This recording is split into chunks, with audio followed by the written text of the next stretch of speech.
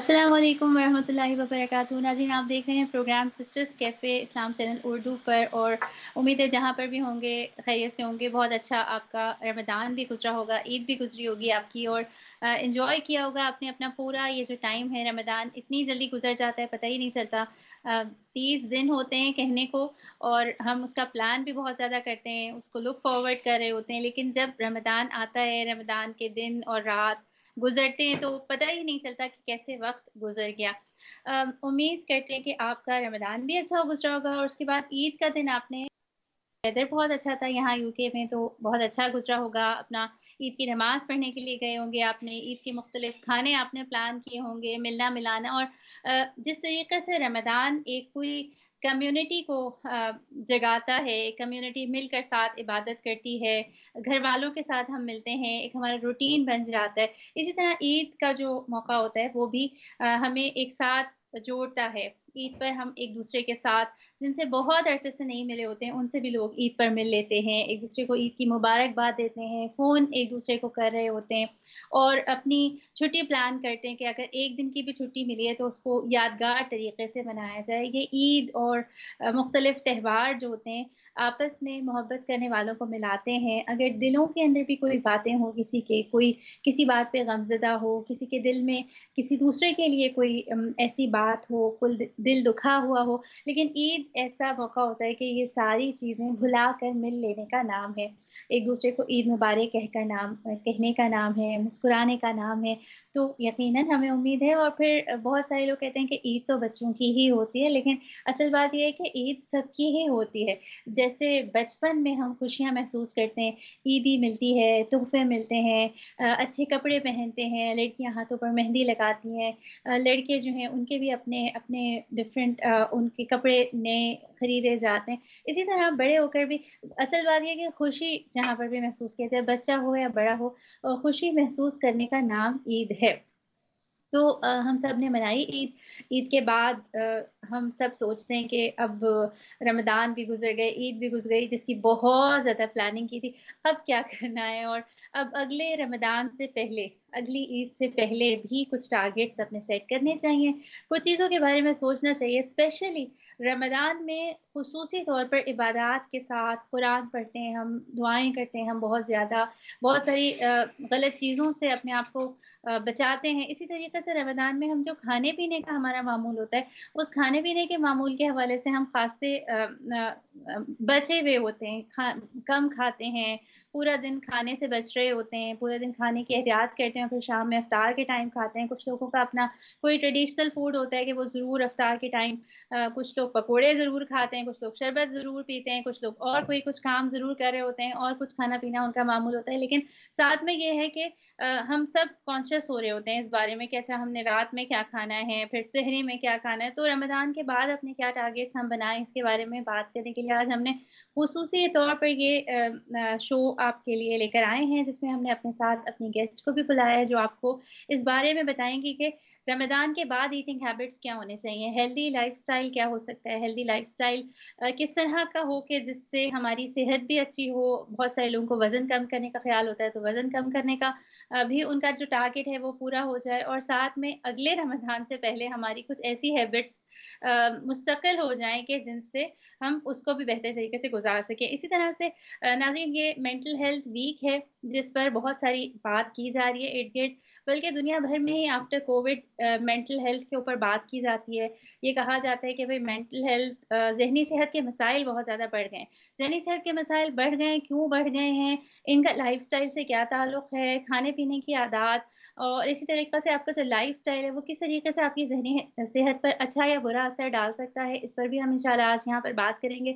आप हमारे साथ शामिल हैं, कॉल कर सकते हैं हमें, हमसे शेयर कर सकते हैं अपना ओपिनियन, और आप क्या समझते हैं, आपका क्या ओपिनियन है, आपकी ईद कैसी गुज़री, आपने क्या सोचा है अपने नेक्स्ट रमज़ान से पहले अपना जो हेल्दी लाइफ़स्टाइल है उसको किस तरीके से आप अपनाएँगे, अपनी कौन-सी हैबिट्स हैं जिनको छोड़ेंगे, और कौन-सी हैबिट्स जो हैं उनको आप एडॉप्ट करेंगे। हमारे साथ मौजूद हैं सिस्टर फरीहा जे, इंग्लैंड से, इनसे बात करते हैं और इनको वेलकम करते हैं अपने प्रोग्राम में। डायटीशियन हैं ये, और इसी तरह से ट्रेनिंग भी देती हैं इन टॉपिक्स के ऊपर डिफरेंट ऑर्गेनाइजेशंस में जाकर। इनसे बात करते हैं और पूछते हैं कि इनका क्या ख़्याल है। अस्सलाम वालेकुम फरीहा। वालेकुम अस्सलाम एमन। कैसी हैं आप? बिल्कुल ठीक, अल्लाह का शुक्र है। Thank you so much for having me.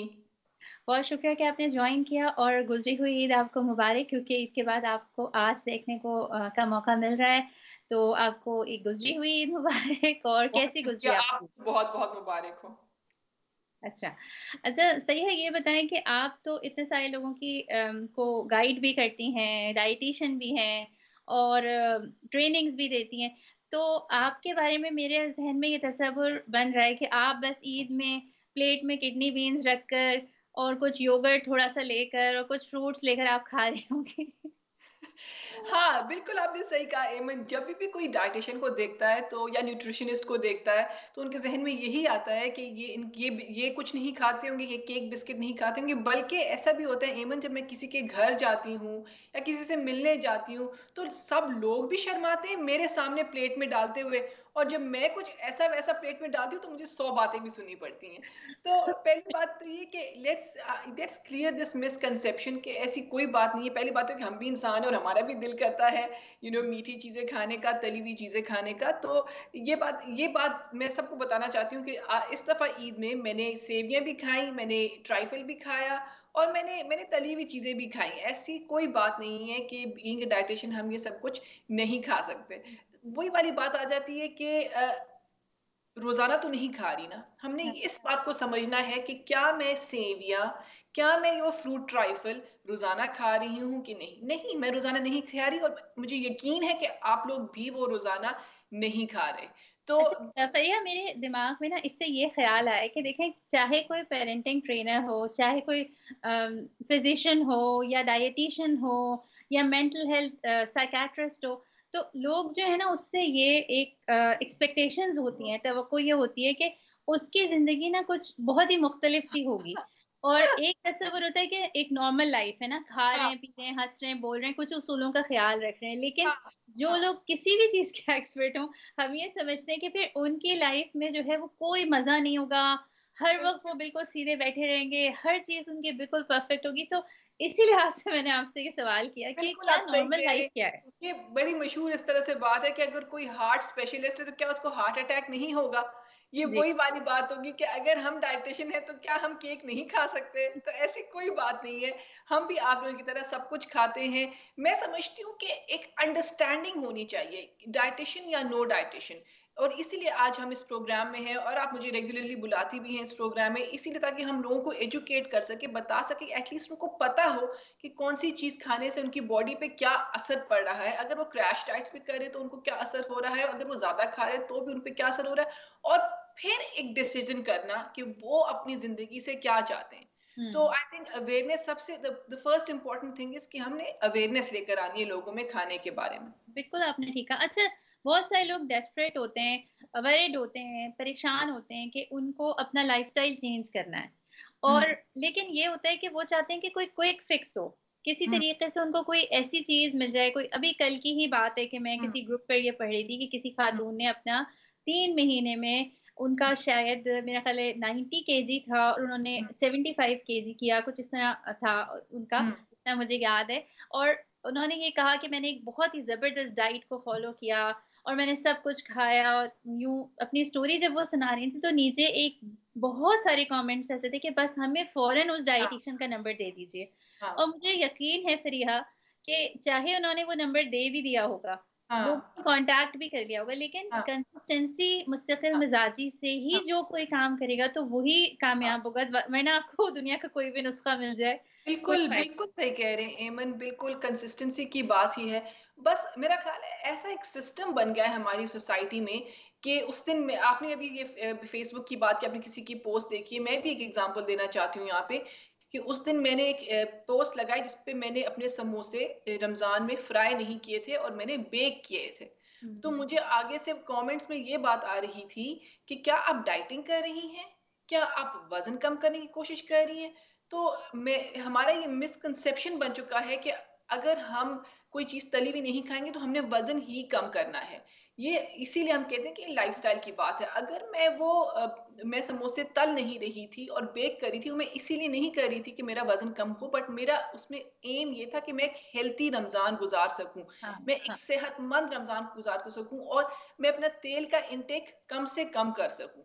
तो ये एग्ज़ैक्टली। अंडरस्टैंडिंग, और ये मैंने ज़िंदगी भर करना है। वो हुँ, कब तक वाली बात कि मैं कब तक बेक्ड समोसे खा सकती हूँ या मैं हाँ, कब तक नहीं है, ये जब तक है, मैं हमेशा इस बात का जी। ये जवाब देती हूँ। तो और फरीहा एक और बात कंसिस्टेंसी। आप एग्री करेंगी कि असल चीज़ ये कि आपकी ना नीयत क्या है, आप कितने मुखलिस हैं अपने हेल्थ से, अपने लाइफ़स्टाइल से। जैसे आपने समोसों की बात की तो मैं आपको बताऊँ कि दिल तो सबका चाहता है खाने को, हाँ, समोसे, पकोड़े और सब कुछ चीज़ें ना। हाँ, अब हाँ। हम क्या होता था कि हमने बड़ा सुन कर के भई हेल्दी है कि आप एयर फ्रायर में करें, तो मैं हुँ, अपने समोसे और जो स्प्रिंग रोल हैं वो एयर फ्रायर में करने लगी। हाँ, लेकिन हाँ। मुझे मज़ा नहीं आया। अच्छा। मज़ा तो आ नहीं रहा था, लेकिन साथ में दिल भी था कि मज़े की चीज़ भी खाऊँ और खाऊँ भी, हाँ, छोड़ूँ भी नहीं। तो हाँ। मैंने आपकी तरह एक दिन ट्राई किया कि मैं इसको ओवन में बेक करती हूँ, और अच्छा। आप यकीन करिए कि मैंने उसको थोड़ा-सा हल्का-सा उसपे ऑयल का स्प्रे किया और उसको ओवन में बेक किया। हाँ। वो मुझे बिल्कुल ऐसा लगा कि जैसे फ्राइड का टेस्ट आए। अच्छा, हेल्थ उससे एयर फ्रायर से बेहतरीन बेहतर जो है था। वो मुझे लगा। तो असल आपकी चीज़ ये थी बात कि मुझे मेरा अच्छी लगी। फ़ोकस ये था कि मैंने खाना तो है। एग्जैक्ट, आपकी बात मुझे बहुत अच्छी लगी कि हर किसी ने अपना तलाश करना है। आपने अपना तलाश है कि मुझे ये इस तरह से अच्छा लगता है, किसी और को शायद उसमें अच्छा लगे, या कोई और कहे कि भाई भाड़ में जाए, मैंने मैंने फ्राइड समोसे ही खाने हैं। तो जिस तरह से आपने अपनी जिंदगी के लिए जो चीज चूज करनी है, फिर आप उसी में फिर खुश रहें। तो जी। जहां तक आपने अभी वो बेक की बात की, लेकिन मैं वैसे ही, मेरा ख्याल है टॉपिक से आउट है, लेकिन क्या उसका कलर सही आया था? जी, कलर उसका थोड़ा ज़्यादा करना पड़ा, फिर सही हाँ, आया। लेकिन बाज़ लोगों को ना कलर देखकर टेस्ट उनका बनता है। हाँ, तो हाँ। मुझे ऐसा मसला नहीं है, मुझे लगा कि कलर ना भी सही आए लेकिन वो इतने क्रिस्पी थे और इतने मज़े के थे कि बहुत अच्छा लगा। Good, good. सो यही यही हम चाहते हैं कि हम लोगों में ये मैसेज स्प्रेड कर सके कि खाना बंद नहीं करना, लेकिन हमने प्रिपरेशन की टेक्निक्स को बेहतर करना है। जी, जी, जी, बिल्कुल, यही बात है। और मुझे लगता है वालिदैन से देखकर जिस तरह वालिदैन करते हैं, हुँ, बच्चों को भी। अब बच्चों को हम इतना बोरिंग सा कह दें कि नहीं, ना स्वीट्स खानी है, हाँ, ना मीठा खाना है, ना नहीं, ऑयल खाना है, तो नहीं, उनको लगेगा कि भाई ये तो ज़िंदगी बड़ी ही मुश्किल है अगर आप हेल्दी लाइफ़स्टाइल अपनाते हैं, तो सब कुछ खाएँ।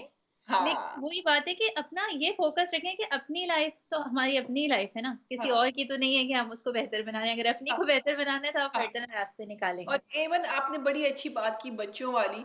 मैं ये ज़रूर कहना चाहूँगी कि हमारे बच्चों को तो खुशी, रमज़ान में एक्साइटमेंट ही यही होती है कि भई इफ्तार होगी, हम मज़े-मज़े के खाने खाएँगे, और बहुत सारे बच्चे इसी खुशी में भी रोज़े रखते हैं। तो ये हुँ, तो हमें करना चाहिए, हमें एफ़र्ट करनी चाहिए बच्चों के लिए, ताकि वो हम उनको एनकरेज कर सकें कि वो रोज़े रखें। जिस तरह से मैं अपने बच्चों की बात की, मैं रोज़ाना अपने बच्चों से पूछती थी कि आज आप लोगों को उसमें क्या चाहिए, इफ्तार में क्या चाहिए? तो वो पिज़्ज़ा तक की फ़रमाइश भी करते थे, बर्गर और चिप्स इस किस्म की, और मैं उनको देती भी थी। हाँ। मैं सिर्फ़ ये कहना चाहती हूँ कि मैं सब जो वो माँगते थे साथ में देती थी, लेकिन आप साथ में और चीज़ें खुद इंक्लूड करें, जो कि आपको लगता है कि हेल्दी हैं, उनको उनको भी इंक्लूड करें, फिर बच्चा चलिए खुद हमारे साथ एक कॉलर भी हैं, हम कॉल लेते हैं उनकी। अस्सलाम वालेकुम। वालेकुम सलाम। बहुत ही अच्छा आपका टॉपिक है और मैं सिर्फ इतना कहना चाहूँगी कि जो ट्रेंड्स होते हैं सोसाइटी में, जो ट्रेंड्स हैं हुँ, हुँ। उनको हम कैसे फॉलो करते हैं और उनसे कैसे उनको पॉजिटिव और नेगेटिव लेते हैं। बिल्कुल, बिल्कुल, बहुत शुक्रिया आपका। ट्रेंड्स जैसे बात करी थी फरिया, ये तो मैं कहूँगी खाने-पीने के भी ट्रेंड्स होते हैं कि भई फलाँ चीज़ जो है वो बड़ी चली हुई है, वो ज़रूर खानी है। लेकिन आप भी यही कह रही हैं और मैं भी यही कहूँगी कि आप ज़रूर देखें आपके लिए क्या चीज़ बेहतर है। और फरिया, आपकी बहुत सारे जो आपने सहरी के अपना शेयर किया ना बहुत दफ़ा रमज़ान में अपने, हुँ, तो मैंने यही गौर किया कि जब भी मैंने उसको फ़ॉलो किया, मेरे पास एक चॉइस थी कि मैं ज़रा हेवी करूँ सहरी और एक ट्रेडिशनल जो होता है। लेकिन मैंने जैसे ओट्स बहुत ज़्यादा हाँ, इस्तेमाल किए, मैंने भी, हाँ, मेरे शौहर ने भी। और मैंने हेल्दी चीज़ें खाई, अमूमन कभी स्मूथी भी, कभी फ्रूट चाट भी खा ली। Very good. हाँ, बहुत हाँ, अच्छा-सा दिन गुज़रा। यानी एक जो हाँ, तसव्वुर है ना कि बहुत ज़्यादा भर के खाएँ, बहुत हेवी खाएँ, तो ही हाँ। आपका दिन बेहतर गुज़रता है। लेकिन जिस दिन हेवी खाया, उस दिन ज़रा तबीयत गड़बड़ तबीयत रही। ज़्यादा खराब होती। ये जी। इसमें मैं ये बात करना चाहूँगी कि चॉइस ऑफ फूड्स बहुत ज़्यादा इम्पोर्टेंट है। अगर आपने ओट्स खाया तो मैंने कहीं से भी ये नहीं कहा कि आप वो कम खाएं या हाँ, भूख रख के खाएं, लेकिन आपकी चॉइस अच्छी थी। या शायद आपने उसमें फ्रूट डाला होगा या आपने उसको वो खजूर और सब्जियों वाला नट्स बनाया वगैरह जी। होगा, तो सेवरी बनाया होगा। तो डेफिनेटली मैं बार बार इसीलिए इस चीज पे फोकस करती हूँ कि इसीलिए आपको देखें कि आपने कौन कौन सी चीजें इंक्लूड करनी है, और एक्सक्लूजन के बारे में सोचना छोड़ दें। हम्म, इस बात पे उदास होना और खफा होना कि मैं ये नहीं खा सकती, मैं वो नहीं खा सकती, रादर आप ये सोचें कि मैं क्या क्या खा सकती हूँ। हाँ, ये आपने अच्छी बात कही क्योंकि जब भी आप सोचे ना एक्सक्लूजन के बारे में तो आपको लगता है कि बस हाँ अब हाँ मैं मज़ीद, क्योंकि ऐसी चीज़ें लंबी चलनी भी मुश्किल है ना।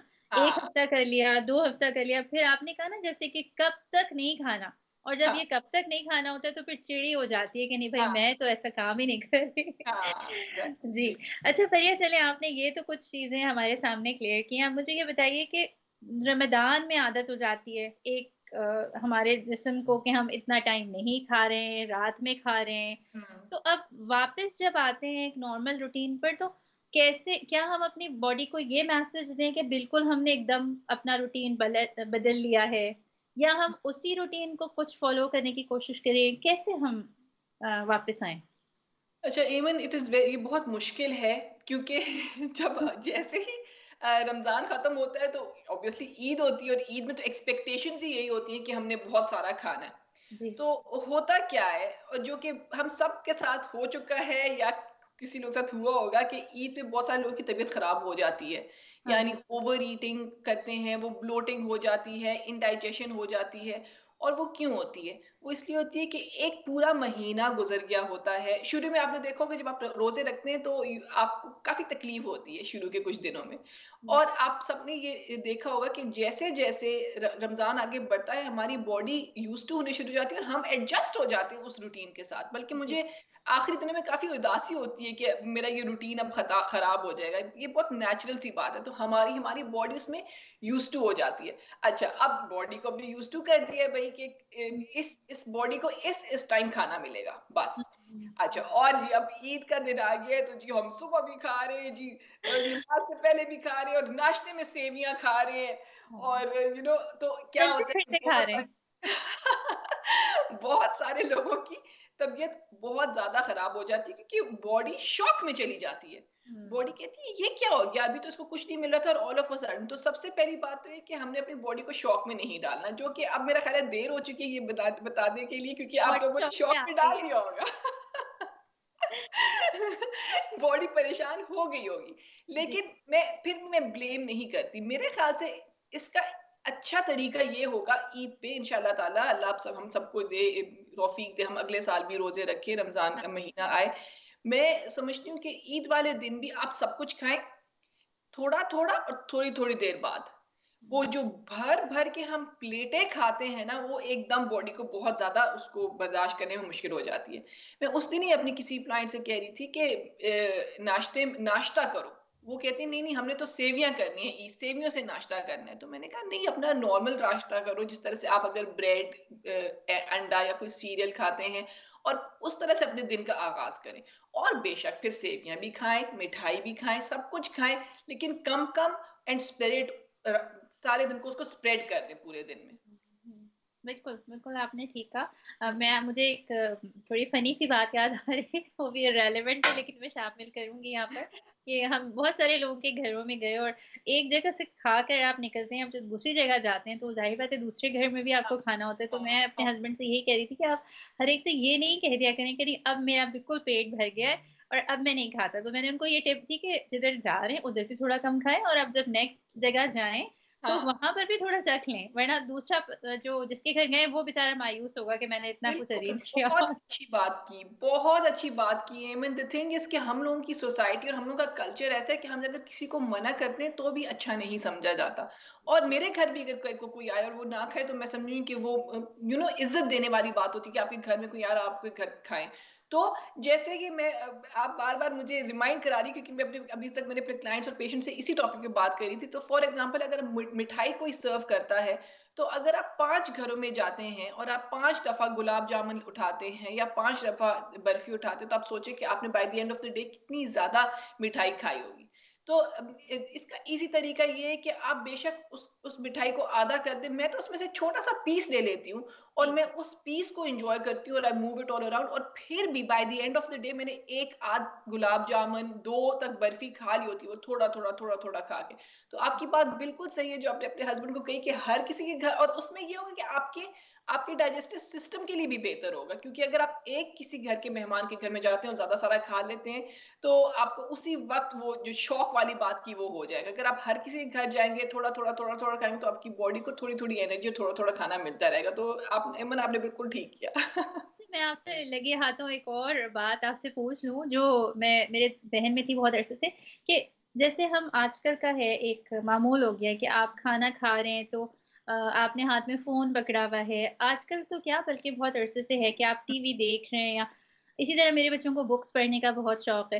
तो एक माशाल्लाह। ज़माने तक मैंने उन पर ये कंट्रोल रखा कि भई खाने की टेबल पर बुक्स नहीं पढ़ी जाएँगी, आप खाना खाइए। लेकिन मैं आपसे ये पूछना चाहती हूँ कि जैसे आप आहिस्ता-आहिस्ता जब खाते हैं, जो माइंडफुल ईटिंग करते हैं, तो क्या वो भी आपके लिए बेहतर होता है, या ये कि जल्दी-जल्दी खाना खा लेना चाहिए, और यानी क्या हम अपने बच्चों को सिखाएँ? इवन बहुत ज़्यादा मुझे तकलीफ़ देता है, मैं आपको क्या बताऊँ, तकलीफ़ देता है कि जब मैं अपने बच्चों को भी देखती हूँ या मैं और लोगों को भी देखती हूँ कि जब खाना खाते वक़्त फ़ोन फ़ोन स्क्रॉल किया जा रहा है। द थिंग इज़, जब हम खाना खाते हैं तो हमारी बॉडी इंस्टेंटली उसको डाइजेशन का प्रोसेस शुरू हो जाता है, ठीक है? जब हम खाना मुँह में डालते हैं तो हम च्यूइंग करते हैं, that is the first step of digestion, वो ब्रेकडाउन शुरू हो जाता है खाने का, ठीक है? हुँ, मुँह से। अच्छा, अब जब हम कुछ देख रहे, अब हमारी बॉडी ने अपनी पूरी जो एनर्जी है वो हमारे डाइजेशन में लगा दी है, या कि मुंह से शुरू होगी।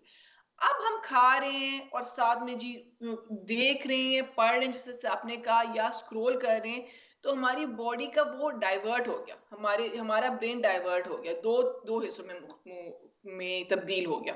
तो अब वो सिर्फ डाइजेशन पे जोर नहीं डाल रहा। अब वो उसका दिमाग चल रहा है कि ओहो हो, ये कौन सा टिकटॉक में देख रहा हूँ, या ये कौन सा ऐड आ रहा है, या ये कौन सा कुछ आ रहा है उस पे, चैनल पे। तो जो डाइजेशन है वो उससे खराब हो जाती है। हुँ, एक तो ये होता है। दूसरी ये चीज़ होती है कि हम ना, क्योंकि हमारा फ़ोकस इन चीज़ों पे होता है, हम हमें वो अपना हंगर क्यूज़ हम लूज़ कर जाते हैं। हमें पता नहीं चलता कि कब हमारा पेट भर गया। हुँ, और हुँ, बहुत सूरत हम माइंडलेस ईटिंग करते रहते हैं, खाते रहते हैं, और जी, आप यकीन करें, ज़्यादा भी खा जाते हैं और हमें खाने का खत्म होने के बाद भी हमें एहसास नहीं होता कि हमने खाना खाया है। हमारा बॉडी इसको सही तरह से रजिस्टर भी नहीं करता कि खाना जिस्म में चला गया है। तो बिल और उससे ये होता है कि जब हमें सैटिस्फैक्शन नहीं होती, हम थोड़ी देर बाद फिर कुछ और खाते हैं, और हुँ, इस तरह से हमारा जो हम ओवर ईटिंग करते हैं और इस तरह से वेट गेन और ये सारे प्रॉब्लम्स शुरू होते हैं। तो हुँ, ये तो एक पहला रूल है, जब हुँ, आपने खाना खाना है तो आपने बैठ के आपने उसको अच्छी तरीके से एंजॉय करना है। हुँ, रिसर्च ये भी बताता है कि मिलजुल के जो जिन फैमिलीज में लोग अकेले अकेले खाते हैं, उससे बेहतर है कि आप मिलजुल के, और देखिए ये हमारा हमारा मजहब यही कहता है कि मिलजुल के इकट्ठे बैठ के आप खाना खाएं, ये बातचीत करें। हाँ जी, बोले। ये बिल्कुल अच्छी बात आपने कही, और रमज़ान से जैसे हम बात रमज़ान की बात करें तो पूरा रमज़ान एक यही रूटीन रहता है। ज़्यादातर लोगों के घरों में कि एक आपस में कहीं न कहीं सहरी में या इफ्तारी में बिल्कुल। मिलना-जुलना हो रहता है। और आपने ठीक कहा फ़रिया, जब आपके सामने आपकी प्लेट होती है ना और आपको खाने की क्वांटिटी नज़र आ रही होती है, अगर आप उसको हुँ। देखें ना तो कोई मैसेज आता है माइंड में कि अच्छा ये ज़्यादा है या कम है। हाँ, हाँ, जब आपकी नज़र ही प्लेट पर नहीं होती और कहीं और होती है तो आपको नज़र ही नहीं आता कि आप खा एग्ज़ैक्टली, रहे हो, क्या खा रहे हो। एग्ज़ैक्टली। और आप देखें, रमज़ान का महीना इतना खूबसूरत महीना है। आपने अभी खुद कहा एमन, के जे देखें, हम इफ्तार करते हैं, हम सहरी करते हैं, हम मिल के करते हैं, हम एज़ अ फैमिली करते हैं। और क्या होता है कि जैसे ही रमज़ान खत्म हो जाता है, सबकी फिर रूटीन शुरू हो जाती है, और कोई किसी टाइम से नाश्ता कर रहा है, कोई किसी टाइम खाना खा रहा है। तो आप देखिए, हमारे मज़हब का एसेंस ही यही है कि देखिए, आपने मिल-जुल के खाना है, तो क्यों, क्या अच्छा ना हो कि हम अपनी रमज़ान के महीने से ये एक बात सीखें कि हमने, चले रमज़ान में तो हमने इकट्ठे खाया, हम आने वाले दिनों में भी इकट्ठे खाने की कोशिश करेंगे। हाँ, ये बड़ी प्यारी बात आपने कही कि ये बड़ा मिस होता है कि आप रमज़ान खत्म हुआ, सब अपने-अपने रूटीन पर लौट गए, कोई आ हाँ, रहा है, खुद से खा रहा है, कोई अलग हाँ, टाइम है, तो ये हाँ, चीज़ें बड़ी अच्छी हैं। और हुँ, इससे बहुत सारे हम अपने टिप्स शेयर करते हैं नाज़रीन अपने इस प्रोग्राम में हेल्दी लाइफ़स्टाइल पर। रमज़ान से इस दफ़ा हम बात करें रिलेट करके कि रमज़ान में कितने अच्छे मामूलात बने। तो आपस में जब फैमिली बैठती है आप सब लोग एक-दूसरे से मिलते-जुलते हैं, तो ये कोशिश भी कर सकते हैं हम। बहुत सारे लोग सियासत पे बात पसंद करते हैं, बहुत सारे लोग को ख़ानदानी मामलात हैं, लेकिन एक-दूसरे को इस पर भी हम तवज्जो दिला सकते हैं कि अपनी हेल्थ के बारे में तवज्जो दी जाए। अपनी ज़हनी सेहत पर, अपनी जिस्मानी सेहत के ऊपर फ़ोकस किया जाए। ये देखा जाए कि हमारे क्या खाने के ऑप्शंस हैं, हमारी फैमिली किन चीज़ों को ज़्यादा पसंद करती है और उसको हम मज़ीद हेल्दी ऑप्शंस कैसे अडॉप्ट कर सकते हैं। तो ये भी बातें हैं कुछ जो करनी चाहिए। इन बातों में भी मज़ा आने लगेगा जब हम ये करना शुरू करेंगे और ये हमें इतनी बोरिंग और इतनी ड्राई नहीं लगेंगी। अभी हम जब ब्रेक पर जाएँगे तो ब्रेक से आने के बाद हम इस पर बात करेंगे कि हमारी ज़हनी सेहत का और हमारे खाने-पीने से, हमारे लाइफ़स्टाइल से क्या ताल्लुक़ है। इसी तरह हम बात करेंगे कि हम किस तरह से आफ्टर रमज़ान अपनी कौन-सी हैबिट्स डेवलप करें, कौन-सी चीज़ें ऐसी हैं जो हम अपने खाने के अंदर शामिल करें। हमारे साथ ही रहिएगा शामिल और हम मिलते हैं फिर ब्रेक के बाद। ब्रेक के बाद आएँगे और फिर इसी मौज़ू पर बात करेंगे।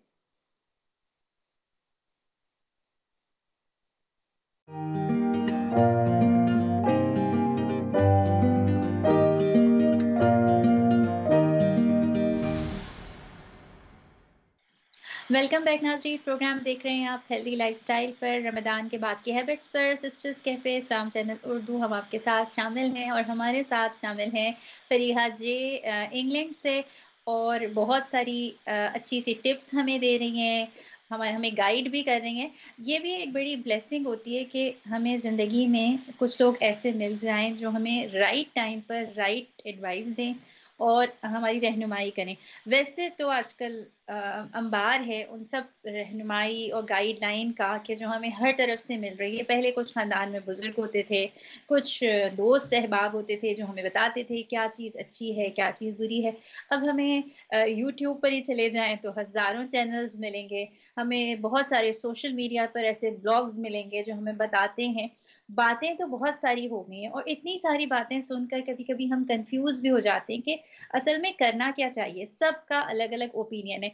तो हम आपको ये मशवरा देंगे, वो भी एक मशवरा ही है कि ये देखें कि आपके लिए क्या चीज़ बेहतर है और साथ में अपना लाइफ़स्टाइल परफ़ेक्ट करने के बजाय या कोई बहुत ही आइडियलिस्टिक अप्रोच अपनाने के बजाय, जो चीज़ रियलिस्टिक है, हकीकी है, आपके लिए मुमकिन है, आपकी इस्तिताअत में है, उसको ज़रूर करें। इसी तरह आज फ़रीहा से जब हम बात करें, तो फ़रीहा से भी हम ये पूछेंगे कि फ़रीहा एक normal healthy lifestyle after Ramzan के क्या होना चाहिए? आप हमें क्या बताएँगी कि हम कौन-सी चीज़ों को अपने खानों में ऐड करें, अपने लाइफ़स्टाइल में ऐड करें कि हम एक सेहतमंद इंसान बन सकें? जी, फ़रीहा।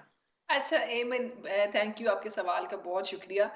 बात ये है एमन कि पहले तो हमने ये समझना है कि हम लोगों ने ये इक्विवेलेंट कर दिया है कि कम वज़न या weight loss is equals to healthy. ये हुँ, इक्वल कर दिया हमने। तो पहले तो हमने ये बात समझनी है कि ज़रूरी नहीं है कि हम कितना ही वज़न कम करेंगे तो हमारी हेल्थ भी उससे बहुत ज़्यादा अच्छी हो जाएगी। तो हुँ, मैं हमेशा कहती हूँ कि प्लीज़ फ़ोकस अपना हेल्थ पे रखें। मेरे पास कुछ ऐसे लोग भी आए हैं जिन्होंने रमज़ान में बहुत ज़्यादा इतना वज़न लूज़ किया कि अब वो परेशान हो गए कि हमने अपने वज़न के साथ क्या करना है।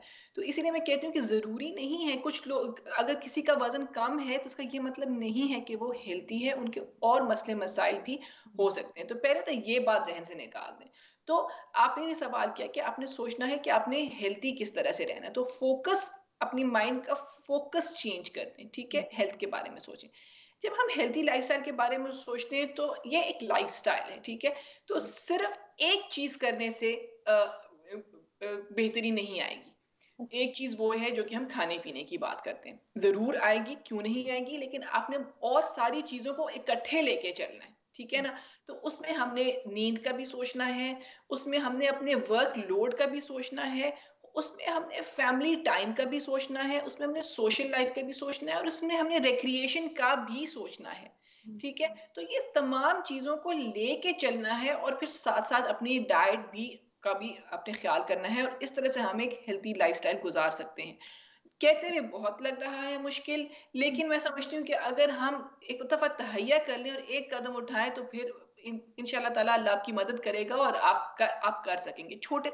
और वही वाली बात है कि छोटे छोटे कदम, कोई हुँ, नहीं कह रहे कि आप बड़े बड़े कदम लें, बड़े बड़े गोल्स बनाएं, बड़े बड़े एम्स बनाएं। छोटे छोटे कदम के चलें, आज मैं ऐसे करूंगी, आज मैं अपने आप को ये गोल देती हूँ कि आज मैं 6 गिलास पानी पीऊंगी या हुँ, आज मैं 7 गिलास पानी पीऊंगी। और फिर यू वर्क ऑन दैट, और बस उसी को जहन में रखें। अभी फिलहाल और कोई चेंज लाने की जरूरत नहीं है, आपने सिर्फ अपनी हाइड्रेशन के बारे में सोचना है। ये मैं सिर्फ आपको एक मिसाल दे रही हूँ। जी, तो इस जी, तरह से आप अपने लिए सोचें कि मैं अपना एक गोल बनाती हूँ and I work on it. बिल्कुल। जब हम हेल्थी ईटिंग की बात करते हैं, तो अब ऐसा क्या, ये क्या तरीका है, हेल्थी ईटिंग क्या है जो कि मेरे लिए हेल्थी है वो किसी और के लिए हेल्थी नहीं हो सकता। तो पहले तो ये समझना है कि मैं ये, जब मैं ये बात कर रही हूँ, तो ये बिल्कुल एक बहुत ही जनरल एडवाइस होगी। हो सकता है कि किसी को कोई बीमारी हो, किसी को कोई डायबिटीज हो, किसी को यूरिक एसिड का प्रॉब्लम हो, मैं कहूँ कि दाल खाओ, ये खाओ, वो खाओ, तो शायद उनके साथ सूटेबल ना हो। तो यस। हेल्थी भी हर किसी के लिए, हेल्थी की डेफिनेशन भी मुख्तलिफ है। हुँ, लेकिन हम जब यहाँ पे टीवी पे बात करते हैं, लोगों से बात करते हैं, तो हम सिर्फ लोगों को एक जनरल एडवाइस दे सकते हैं कि हेल्थी क्या होता है। जब हम बिल्कुल। हेल्थी की बात करते हैं, तो हेल्थी का मतलब है कि हमने ज्यादा से ज्यादा होल ग्रेन खाना है, हमने हुँ, ज्यादा से ज्यादा ग्रेन्स का इस्तेमाल करना है, हमने दालों का, लेंटल्स, पल्सेस, लेग्यूम्स का, हमने नट्स का, सीड का इस्तेमाल करना है, हमने फल और सब्जी का इस्तेमाल करना है। और जब हम गोश्त के बारे में सोचते हैं, तो हमने ज्यादा ज्यादा से ज्यादा मच्छी का और फिश फिश कह रही हूँ, मच्छी का और चिकन का इस्तेमाल हमने ज्यादा करना है। और हमने अपनी डाइट में प्लांट बेस्ड प्रोटीन यानी दालों का भी इस्तेमाल करना है। ये हुँ। तमाम चीजें एक हेल्थी लाइफस्टाइल की बहुत ही समरी है, डेफिनेशन है। बिल्कुल भैया यहीं पर इसी को कंटिन्यू आप कीजिएगा लेकिन 2-3 सवाल मेरे ज़हन में आ रहे हैं हाँ, और वो सवाल मैं खुद भी ना भूल जाऊँ। लेकिन पहला सवाल ये है कि बच्चे ना जैसे हम रमज़ान में होते हैं कि बहुत सारी चीज़ें बना रहे होते हैं।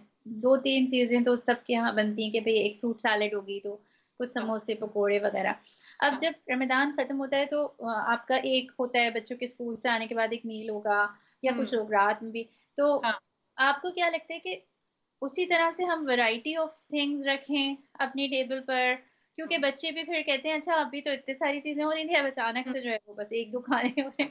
तो जबरदस्त आपको बात क्या की लगता है आपने, कि वैरायटी हो या जबरदस्त बात की। हाँ बिल्कुल, मैं मुझे बहुत अच्छी लगी आपकी ये बात, क्योंकि इसको हम एक और एंगल से भी देख सकते हैं। इसको हम इस एंगल से देख देख सकते हैं कि डाइवर्सिटी इन डाइट बहुत जरूरी है। डाइवर्सिटी का मतलब यानी कि मुख्तलिफ किस्म के खाने। अब हम रोजाना बच्चे को एक किस्म का खाना दे रहे हैं। अब बच्चे को चावल और आलू गोश्त पसंद है, तो उसको रोज चावल आलू गोश्त, चावल आलू गोश्त, चावल आलू गोश्त, वो बेचारा उससे ही तंग आ जाएगा। तो द थिंग इज कि इसका बेस्ट तरीका ये है कि अगर आप अपने बच्चे के लिए टेबल सेटअप करते हैं, मैंने जब चावल और आलू गोश्त की बात की, तो मैं उसी को आगे लेके चलती हूँ। तो आप उसको चावल दें। अच्छा, चावल भी आप रोजाना मुख्तलिफ मुख्तलिफ किस्म के बना सकते हैं। किसी दिन आप एग फ्राइड राइस बना सकते हैं, किसी दिन आप चने वाले चावल बना सकते हैं, किसी दिन आप मटर वाले चावल बना सकते हैं। तो इसमें वो वैरायटी आ जाती है। हुँ, जितना हम अपनी डाइट को डाइवर्स रखेंगे, उतने हम अंदर से मजबूत होंगे, हमारे हम हेल्थी होंगे, और हमारा जो गट माइक्रोबायोम है वो हेल्थी होगा। ठीक हुँ, है, तो वैरायटी और कलर्स का सोचें। तो जैसे एक दिन चावल में आपने मटर डाले हैं, तो अगले दिन चावलों में आप वो मिक्स्ड सब्जियों का पैकेट डाल दें, तो वो आपके डिफरेंट कलर्स हो गए। अब जब मैंने आलू गोश्त की बात की, तो आप ऐसे भी कर सकते हैं, किसी दिन चिकन बना लिया, किसी दिन फिश का इस्तेमाल कर दिया, तो ये हम वैरायटी ला रहे हैं। साथ में आप किसी किस्म का सैलेड भी अपने बच्चे के लिए रखें। बच्चे को सैलेड नहीं पसंद, किसी किस्म का स्टर फ्राई बनाएं, उसमें बेशक थोड़ा सा चिकन डालें, ताकि थोड़ा सा बच्चे को वो अट्रैक्ट करे। साथ में आप कोई दूध, दही, मिल्क शेक, इस किस्म की कोई चीज रखें, तो आपको ये पता होगा कि मैंने वैरायटी रखी है, ना सिर्फ बच्चे को खुश होने के लिए, बट ऑल्सो अब मुझे पता है कि जब मैं वैरायटी दूंगी, तो मेरे बच्चे की हेल्थ भी इससे इंप्रूव होगी। बिल्कुल, बिल्कुल सही है और आपकी बात के साथ ही मैं ये ऐड करूँगी नाज़रीन जो आप लोग प्रोग्राम देख रहे हैं कि हमेशा हम कोशिश करते हैं कि ये बात करें कि देखें ज़रूरी नहीं है कि हेल्दी लाइफ़स्टाइल का मतलब ये कि बहुत ही महँगी-महँगी अशिया आपने खरीदनी है। आपने मुख्तलिफ़ जगहों से जाकर बहुत सारी डिफ़रेंट आपने रेसिपीज़ ट्राई करनी है जिसके इंग्रीडिएंट्स भी सम टाइम अफ़ोर्डेबल नहीं होते। और अब तो जो कोविड के बाद से सिचुएशन है दुनिया में कि सब लोगों के बहुत सारे मसाइल भी हैं। तो आप यही कोशिश करें कि जो भी आप खिला रहे हैं, उसमें अपनी जो अफोर्डेबिलिटी है उसको देखते हुए मुख्तलिफ चीज़ें, एक दिन आपने चावल बना दिए तो एक दिन रोटी बना दी, तो ज़रूरी नहीं है कि आप हमेशा कोई हुँ, पिज़्ज़ा और फ़ास्ट फूड ही ऑर्डर करें। इसी तरह से मुझे ये भी लगता है फ़रीहा, आप मुझे इस पे बताइएगा कि अब ना हम आसानी की तरफ बहुत जाने लगे हैं कि वक़्त में हम स वक़्त तो सबके पास वही है, लेकिन इतनी सारी चीज़ें हमारी लाइफ़स्टाइल में आ गई हैं कि आपने जैसे कहा कि कुछ लोगों को, अगर कुछ के बच्चों को बिरयानी ही पसंद है, तो वो कहते हैं कि एवरीडे अब मेहनत की क्या ज़रूरत है, चलो मैं बिरयानी ही बना देता हूँ, या अगर बस कोई रैप्स या स्नैक पसंद है या पास्ता, तो पूरे 7 डेज़ ऑफ अ वीक आप वही खिलाए जा रहे हैं, वही खिलाए जा रहे हैं, क्योंकि आपने सोचा है कि भई अब क्या मैं मेहनत करूँ, क्या बच्चों के पीछे पड़ूँ, और बच्चे भी फिर आदी हो जाते हैं। तो ये इस पर भी आप ज़रूर कुछ कहिएगा, क्योंकि आपकी बात लोग बड़ा सुनते हैं कि भई थोड़ी मेहनत भी करने की आदत डालें। बिल्कुल मैं आपका ये सवाल समझती हूँ और मैं ये बिल्कुल अंडरस्टैंड भी करती हूँ कि हमारी लाइफ़्स बहुत ज़्यादा बिज़ी हो गई हैं। हम कहते हैं कि बस झटपट में किसी के पास टाइम नहीं है भई, हम नौकरी भी करते हैं, हम घर भी सँभालते हैं, हम बच्चों का भी ख़्याल करते हैं, तो टाइम निकालना बहुत ज़्यादा मुश्किल है। इस सवाल के जवाब का मैं ऐसे ये कहना चाहूँगी कि आप वन्स अ वीक अपने बच्चों को बिठाएँ। बच्चों को इन्वॉल्व करना बहुत ज़रूरी है। कम्युनिकेशन इज़ वेरी इम्पोर्टेंट और आप उनके साथ डिसाइड करें, भई तुम्हें क्या-क्या पसंद है, ठीक है ना? तुम्हें इस हफ्ते क्या-क्या खाने का दिल कर रहा है, ठीक है? और उसको कहेंगे कुछ मैं तुम्हें बताऊँगी, कुछ तुम मुझे बताओगे और इकट्ठे आप एक प्लान के साथ आ जाएँ। वही वाली बात है, थोड़ा-सा प्लानिंग के बगैर नहीं होगा। ये तो आपको थोड़ा-सा टाइम इन्वेस्ट करना पड़ेगा कि हो सकता है फ्राइडे इवनिंग को या सैटरडे मॉर्निंग को आप अपने बच्चे के साथ पूरे हफ्ते का डिसाइड कर लें अपने बच्चों के साथ बैठ के, ठीक है?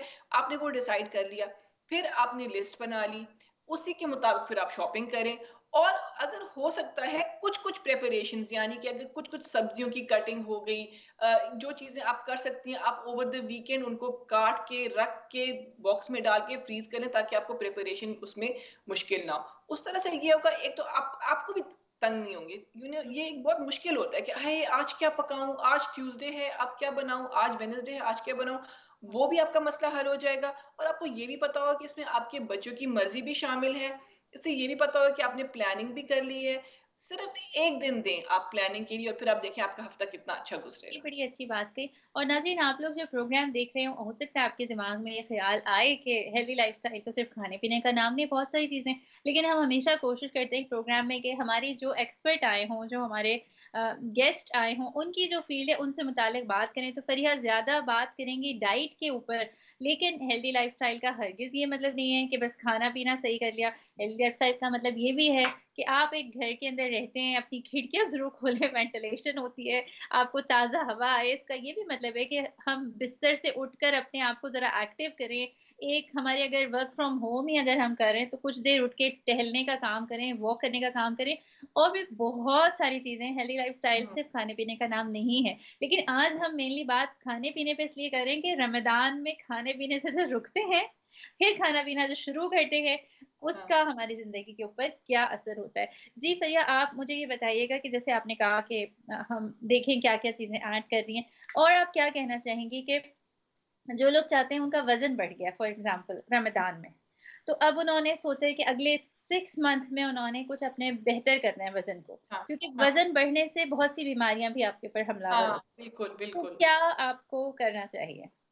अच्छा, पहली बात तो ये है कि ये भी मेरे साथ जब मेरे यहाँ पे कॉलीग्स मेरे से बात करते हैं, तो वो उनका ये ख़्याल होता है कि सबके वज़न कम हो गए होंगे भई, कि क्योंकि रमज़ान गुज़र गया तो सबके वज़न कम होंगे, आप हाँ, लोगों को तो फाके कह रहे हैं, उनको तो ऐसे लगता है। ख़ैर बात बिल्कुल अलग है क्योंकि क्या होता है कि हमारे चॉइसेस ठीक नहीं होते रमज़ान में और रमज़ान में जो मीठा चीज़ हम हफ़्ते में 1 दफ़ा खाते हैं, रमज़ान में वो मीठी चीज़ें हम रोज़ाना खा रहे होते हैं क्योंकि सब कहते हैं रोज़े के बाद मीठी चीज़ खाने का बड़ा दिल करता है। तो उसमें ये है कि मीठी चीज़ों का भी इस्तेमाल होना शुरू हो जाता है, तली हुई चीज़ों का भी इस्तेमाल शुरू हो जाता है, तो वो रोज़मर्रा के खाने हम नहीं खा रहे होते। तो वही आपकी वाली बात कि लोगों के वज़न ज़्यादा हो जाते हैं, which is very shocking for मेरे जब मैं अपने कॉलीग से बात करती हूँ, तो वो बहुत हैरान होते हैं कि वज़न कैसे बढ़ गया? तो ये वज़न बढ़ना बहुत ही नॉर्मल है। हाँ। अच्छा, अब जब वज़न बढ़ गया, 2 किस्म के लोग होते हैं, ठीक है? एक तो ये होते हैं कि बिल्कुल वो नाउम्मीद हो जाते हैं और वो कहते हैं कि बस यार अब तो मेरी ज़िंदगी ख़त्म हो गई है। क्या फ़ायदा? अभी इतना वज़न ज़्यादा कर लिया तो छोड़ो, करती नहीं हूँ, कुछ कुछ मेहनत नहीं करती और वो और खाने शुरू हो जाते हैं। बिल्कुल उनका वो लो एस्टीम लेवल हो जाता है, वो बिल्कुल कोई मोटिवेशन उनकी नहीं होती।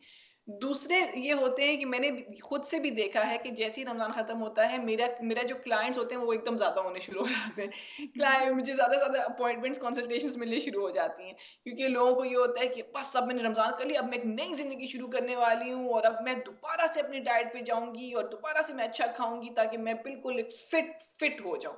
तो ये 2 किस्म की चीज़ें। वही वाली बात है कि एक तो आपने बीच का रास्ता इख्तियार करना है। आपने बिल्कुल नाउम्मीद नहीं होना। ऐसी कोई दुनिया में कोई ऐसी चीज़ नहीं है कि आप कोशिश ना करें और आपको वो हासिल ना हो सके। मैं इस बात में बहुत ज़्यादा मेरा यकीन है। वो फिर अल्लाह के काम है, लेकिन मेरा ख़्याल है जो इस किस्म की जो वेट लॉस, वेट गेन या कोई आपको चीज़ अचीव करना चाहते हैं, आप मेहनत करेंगे, आपको अल्लाह ताला वो देगा इंशाअल्लाह ताला। दूसरी तरफ जब आप बात करते हैं कि मुझे बिल्कुल मैंने बिल्कुल ये करना है, स्ट्रिक्ट करना है, अब वो भी नहीं चलेगा। क्योंकि आप वो एकदम जब आप रमज़ान खत्म होता है और आप कहते हैं कि मैंने स्ट्रिक्ट डाइट करनी है, मैं ये करूँगी, मैं ऐसी एक्सरसाइज करूँगी, वो आप शुरू का जोश होता है और आप वो करते हैं 10 दिन, 15 दिन, 20 दिन, महीना भी कर लेते हैं और फिर आप बिल्कुल कहते हैं कि ये मुझसे होता नहीं है। तो वो दोनों केसेस में यू आर एट लॉस, ठीक है? तो अब इसलिए मैं कहती हूँ कि आपने वो बीच का रास्ता इख्तियार करना है। बीच का रास्ता क्या है? वो है मियाना रवि का। आपने सोचना है कि वो कौन-सी चीज़ें हैं कि जिनको खा के मैं अपना वज़न कम कर सकती हूँ। अगर आपका वज़न ज़्यादा हो गया है, वज़न कम करने का सबसे बेहतरीन तरीका ये होगा जो कि मैं कहूँगी कि भूख रख के खाएँ। साइंस भी ये बताती है कि जब आप प्लेट्स लेते हैं, रादर देन यूजिंग द बड़ी प्लेटों का इस्तेमाल करने के बजाय छोटी प्लेटों का इस्तेमाल करना शुरू कर दें। एमन आपने खुद शुरू में बताया कि हम जब खाना खाते हैं, हम प्लेट को देखते हैं, हमें पता चलता है कि हम कितना खा रहे हैं, कैसे खा रहे हैं। उसमें भी यही होता है कि जब आप छोटी छोटी प्लेट भरी हुई देखते हैं, तो आपको फीलिंग ऑफ सैटिस्फैक्शन आती है। और अगर आप बड़ी प्लेट में वही खाना डालेंगे, तो आप थोड़े-से उदास हो जाएँगे कि मेरी प्लेट बड़ी सूखी-सूखी, रूखी-रूखी, इसमें तो कुछ है ही नहीं। तो वो साइकोलॉजिकल इफ़ेक्ट जो है, वो आपका उस पे होगा। अच्छा तो फरीहा, इसके बीच में आपसे एक बात कहूँ मैं कि बहैसियत माँ मुझे ये लगता है कि ये जो बहुत ही ऊपर तक भर के खाने वाली अपनी आदत होती है ना, तो हम अमूमन अपने ना बच्चों को ये चाहते हैं पेट भर के खाएँ। अच्छा क्या होता है, बच्चे ने जो है वो थोड़ा-सा खाया, हाँ, उसका पेट उसके मुताबिक भर गया। अब हमें ये लगा कि नहीं, उसका पेट हमारे मुताबिक तो भरा हाँ। नहीं है, तो हमने कहा चलो और निकालो। अब वो जब बिल्कुल उगलने वाला हो जाता है, तो हम समझते हैं अब उसका पेट भर गया है, तो इस पे भी आप रोशनी डालें। अल्लाह! आपने इतनी अच्छी बात की, इतनी एक्यूरेट बात की। मैं बीइंग अ डायटीशियन, मुझे खुद कभी-कभार अपने में ये मुझे फ़ील होता है कि मैं अपने बच्चों को कह रही थी, "बस! इतना सा खा लिया? और क्यों नहीं खा रही? फिर मुझे तंग मत करना कि अब मुझे थोड़ी थोड़ी देर बाद मत कहना कि मुझे और खाना है। तो खाओ अभी, खत्म करो, और डालो।" तो ये दिस इज़ सो नेचुरल और ये आपकी बात बिल्कुल सही है और इसी से यही हम हैबिट्स डेवलप करवा देते हैं अपने बच्चों को और वही बच्चे फिर एडल्ट हो जाते हैं जो कि हम अब हो गए और हमें भी वही आदतें आ गई हैं कि जब तक हम फट ना रहे हो तो हमने खाना खाते रहना है। So absolutely I 100% agree with you and I myself, मैं खुद भी इसकी ये शिकार हूँ। इस या आपने इल्जाम जो आपने लगाया बिल्कुल सही है कि ये सब हम करते हैं। तो इसके ठीक है, जो अपने हमने अब आइडेंटिफाई कर लिया है कि ये एक मसला है, तो we should work on it. हमें एज पेरेंट्स इस पे काम करना चाहिए कि नहीं, हम अपने आप को समझाएं। मैं हमेशा अपने आप को ये रिमाइंड कराती हूँ कि हम बच्चों के पेट उनके हाथ की हथेली फिस्ट जितने हैं। तो जी। आप सोचें कि कितना ही इसमें खाना आ जाएगा। मेरा पेट इतना है, अगर आपका बच्चा इतना सा, उसका कितना ही पेट होगा, इतना सा पेट होगा उसका। तो वो आखिर एक तक में साथ में थोड़ा सा पानी भी पी लेते हैं, तो आखिर वो कितना ही खा सकते हैं। तो हुँ। ये बात तो अपने आप को बावर कराने वाली बात है कि आप अपने बच्चों को ट्रस्ट करें। जब आपका बच्चा कहे कि हाँ, मेरा पेट भर गया, तो आप उसको कहें कि हाँ, ठीक है, तुम्हारा पेट भर गया, बस ठीक है, अब और खाने की ज़रूरत नहीं है। और इस सूरत में मैं ये कहूँगी कि चूँकि हमारा मज़हब भी कहता है कि खाना वेस्ट नहीं करना, खाना नहीं ज़ाया करना और हम अपने बच्चों को भी ये बात बार-बार बताते हैं। तो हम कुछ बच्चे, मुझे पता है क्योंकि मेरा बेटा भी उस कैटेगरी में आता है, कुछ बच्चे गिल्टी फ़ील करते हैं अगर वो प्लेट में थोड़ा-सा छोड़ते हैं, हालाँकि उनकी तबीयत ख़राब हो रही होती है, लेकिन वो कहते हैं कि जी मेरा मज़हब कहता है, मेरी माँ ने मुझे कहा है कि प्लेट में जो है मैंने वो ख़त्म करना है। तो प्लीज़ आप ऐसे करें कि अपने बच्चों को इतना ज़्यादा प्लेट में ना डालें। आप उनको कम डालें, अगर उनको फिर और खाने की ज़रूरत है, अगर उनको फिर और भूख लगी तो फिर उसके ऊपर वो माँगेंगे तो उसके ऊपर आप थोड़ा-सा और डाल दें। लेकिन प्लेट में इतने ज़्यादा बच्चों को ना डाल के दें कि ताकि उनको ये गिल्ट हो कि मैंने वो सारा ख़त्म करना है। बिल्कुल। पर ये मुझे याद आ रहा है कि जब हम छोटे थे तो हमारे यहाँ खाना एक क्वांटिटी में पकता था कि भाई इतना खाना है और जितने लोग हैं उनके हिसाब से। हम्म। और उस टाइम पर जो है वो कभी ऐसा भी होता था कि हम में से किसी को ज़्यादा भूख लग रही होती थी, या कुछ होते हैं बच्चे ज़्यादा खाने वाले, लेकिन कभी-कभी खाना खत्म भी हो जाया करता था। हाँ पता हाँ नहीं क्यों आजकल के ज़माने में खाना फेंकने बहुत लगा है, मतलब उस हाँ वक़्त हाँ तो फेंकने का तसव्वुर ही नहीं था, उस वक़्त हाँ खत्म ही हो जाया करता था। अब हाँ ये होता है कि एक्सेस। खाना बहुत होता है, हाँ लेकिन बच्चे जो होते हैं वो यानी खा रहे हैं लेकिन साथ में फ़ोन्स भी देख रहे हैं, इधर-उधर भी हो रहे हैं। फिर हम भी ये चाह रहे हैं कि बच्चे खाएँ तो बस भर-भर के खाएँ। तो हाँ हाँ बहुत सारी चीज़ें ऐसी हैं कि जो पहले और अब के ज़माने में बहुत फ़र्क है, और हमें पता चलता है कि पहले के ज़माने के क्या फ़वाइद थे जिस ज़माने में इस तरह से यानी ख़्याल रखा जाता था ना। मुझे आपकी ये बात मुझे भी अब याद आने शुरू हो गई है कि मैं आपको बताऊं, जब हमारे घर में खाना बनता था तो जो बोटियां होती हैं, एक हाँ, स्पेसिफिक अमाउंट्स ऑफ बिल्कुल, बोटीज होती बिल्कुल, थी सालन बिल्कुल, में, ठीक है। बिल्कुल। और हम सब एक दूसरे का ख्याल करते थे दिल में, कोई हाँ, अनाउंसमेंट नहीं होती थी। जी, दिल में सब जी, ख्याल जी। करते थे कि मैं अपनी प्लेट में इतनी बोटी डालूंगी क्योंकि दूसरा फलाने भी, को हाँ, फलाने को भी हाँ, अभी बोटी डालनी है, क्योंकि हाँ, सबको एक जितनी बोटियां मिल जाए। हाँ। अब वही वाली बात है कि बोटियां ही बोटियां हैं, कोई वो ही नहीं है कि खाओ जी खाओ। तो बिल्कुल, बिल्कुल ऐसा ही बिल्कुल है। मैं समझती हूँ कि जैसे-जैसे हम वक़्त में आगे जाते जा रहे हैं, हम खाने-पीने के मामले में पीछे पीछे से रखते जा रहे हैं। पता नहीं इस वजह क्या वजह है इसकी?